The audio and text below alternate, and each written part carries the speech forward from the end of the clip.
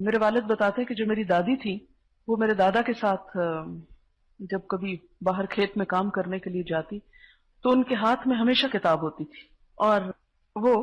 درخت پر کتاب کو رکھ دیتی اور ساتھ کوئی کام کروانا ہوتا کرواتی، اور اس کے بعد جو ہی فارغ ہوتی فوراً جا کے کتاب نکالتی اور فوراً پڑھنا شروع کر دیتی۔ اور یہ وہ دور تھا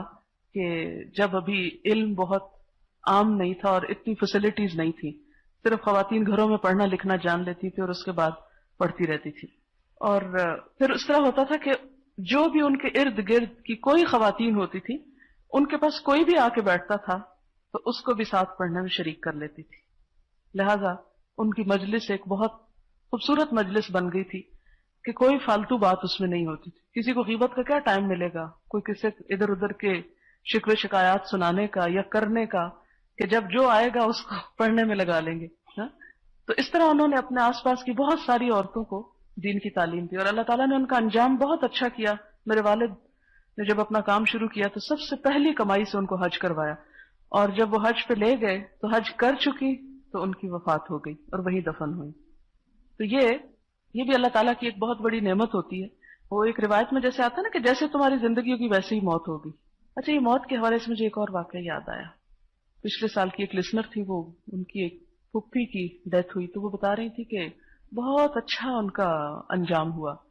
کہ ان کا ایک معمول تھا کہ ہر جمعے کے دن نہا دھو کر وہ مسجد پہنچ جاتی جمعہ پڑھنے کے لیے، اگلی صف میں بیٹھی ہوتی تھی، اور اس جمعے بھی انہوں نے بالکل اپنے معمول کے مطابق، کوئی بیمار نہیں، کچھ نہیں، نتھنگ، بس تھوڑا سا ایج فیکٹر ہے کہ اب 60s میں تھی شاید، وہ اسی طرح نہا دھو کر اپنے جمعے کے دن گئی ہیں، اپنی اگلی صف میں بیٹھی ہیں، خطبہ سنا ہے خاموشی کے ساتھ، پہلی یا دوسری رکعت میں رکوع میں جب پہنچی ہیں تو گر گئیں رکوع کی حالت میں۔ تو بیٹی ساتھ تھی تو انہوں نے نماز توڑنا چاہی تو انہوں نے اشارے سے کہا کہ نماز نہیں توڑنی، اور اسی حالت میں پڑی رہی۔ جب سلام پھیرا اور دیکھا تو ان کی روح جا چکی تھی۔ کہتی کہ یہ ان کا کئی سال کا معمول تھا کہ انہوں نے کبھی بھی جمعے کی نماز میں غیر حاضری نہیں کی، اور اول صف میں اسی طرح جمعہ کا خطبہ اذان سے پہلے وہ وہاں پہنچی بھی ہوتی تھی۔ اور میں نے کہا کہ ان کے اور معمولات کیا تھے، تو کہنے لگی کہ انہوں نے بے شمار بچوں کو قرآن پاک پڑھایا، اور لفظی ترجمہ، جب بچے ناظرہ ختم کر لیتے تو پھر لفظی ترجمہ شروع کروا دیتے۔ کہتی گھر بیٹھ کر انہوں نے ان گنت لوگوں کو پڑھا دیا، اور اس کے علاوہ اپنے گھر کا سارا کام خود کرتی، اپنے کپڑے خود دھوتی۔ مجھے اس سے یاد آیا کہ بچپن میں ایک دفعہ جیسے خواتین بیٹھ کے باتیں کر رہی تھی تو میری والدہ کے پاس سے ایک خاتون آئی، ان کی دوست تھی، تو ان کے دیور کی وفات ہوئی تھی ان دنوں میں، اسد گیلانی کا نام آپ نے سنا ہوگا شاید، کچھ کتاب، ان کے بھائی کا یہ واقعہ۔ تو کہنے لگی کہ وہ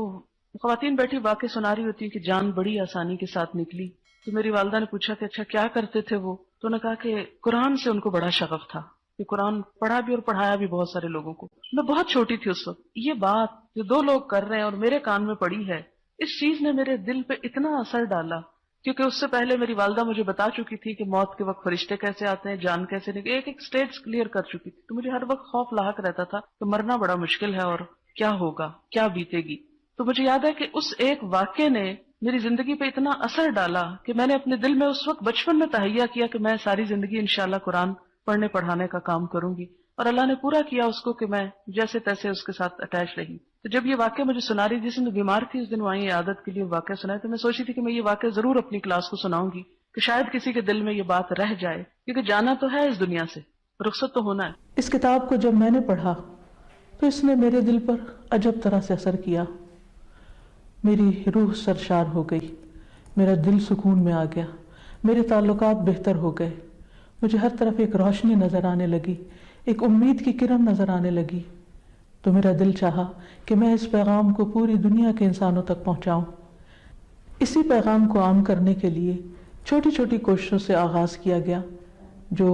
بالآخر ایک ادارے کی شکل میں سامنے آیا، جس میں ہر طبقہ فکر کی خواتین اور ہر بیک گراؤنڈ سے تعلق رکھنے والی خواتین نے حصہ لیا۔ انہیں قرآن مجید کی تعلیم دی گئی، جس کے نتیجے میں ان کے اندر مثبت اثرات دیکھے گئے۔ قرآن مجید کی تعلیم حاصل کرنے کے بعد خواتین کے اندر ایک مثبت سوچ پیدا ہوئی، ان کے خاندانی تعلقات بہتر ہوئے، بچوں کی تربیت کرنا آسان ہوئی، ٹین ایجرز بڑی عمر کے بچوں کے ساتھ معاملہ کس طرح کرنا چاہیے اس میں ان کی رہنمائی کی گئی۔ ایسی خواتین جو ذہنی دباؤ کا شکار تھیں، ڈپریشن کا شکار تھیں، یا اپنے گھریلو زندگی میں مختلف پریشانیوں کا شکار تھیں، ان کی کاؤنسلنگ کی گئی، انہیں بہتر زندگی گزارنے کے طریقے بتائے گئے، اور یہ سب کچھ دراصل قرآن و سنت کی روشنی میں ہی تھا، کیونکہ قرآن کا پیغام انسانیت کے لیے بھلائی، فلاح اور کامیابی کا پروگرام ہے، نہ صرف یہ کہ اس دنیا کے لیے بلکہ آخرت کے لیے بھی۔ یہ خواتین جب اپنی گھریلو زندگی کے اندر مطمئن ہوئیں تو انہوں نے نہ صرف یہ کہ گھر بلکہ باہر کی دنیا میں بھی لوگوں کی مدد کرنے کا عزم ٹھان لیا، اور اس میں خاص طور پر ان بچوں اور ان خواتین کی مدد کے لیے ہماری طالبات نکلیں کہ جو تعلیم سے محروم تھیں۔ مختلف کچی بستیوں میں اسکول قائم کیے گئے، گھریلو سطح پر تعلیم کا انتظام کیا گیا، اور ایسی خواتین جو لکھنا پڑھنا تک نہیں جانتی تھیں ان کو نہ صرف یہ کہ لکھنا پڑھنا سکھایا گیا بلکہ قرآن مجید کی تعلیم سے بھی منور کیا گیا۔ میری دعا ہے کہ ہم قرآن مجید کی تعلیمات کو صحیح طور پر سمجھیں، جانیں، عمل کریں اور اس کا حق ادا کریں، تاکہ ہم تمام انسانوں کے لیے خیر اور بھلائی کا ذریعہ بن جائیں۔ آمین۔